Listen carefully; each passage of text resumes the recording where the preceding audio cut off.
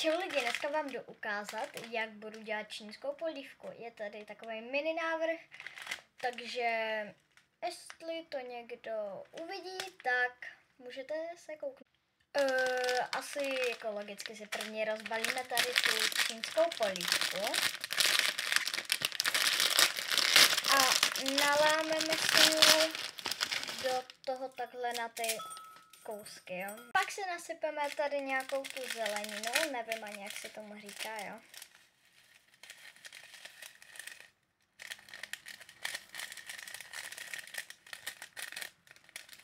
Jo, když tak je to nějaká mrkev a to, jo, takže.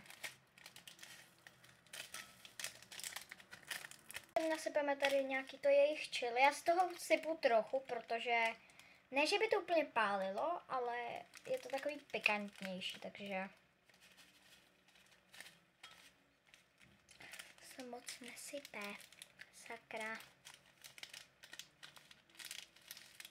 To jsem vodu si postavím na tady na tuhle tu věc a dáme vařit vodu. Jo, když tak moje vypadá nějak takhle zatím, jo. Voda se nechá vařit, voda už bude hotová. Nalijeme vodu.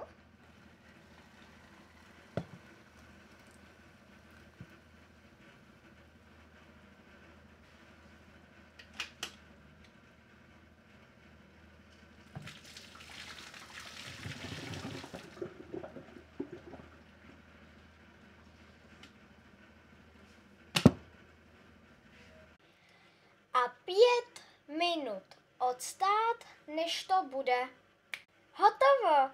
A ještě si to doladíme podle chuti. Takže to prvé ochutnáme.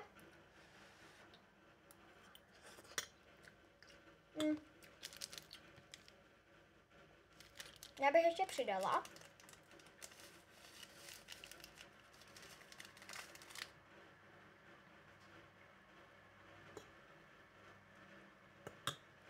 Jo, mas to tam naspadeš tak celý, ale...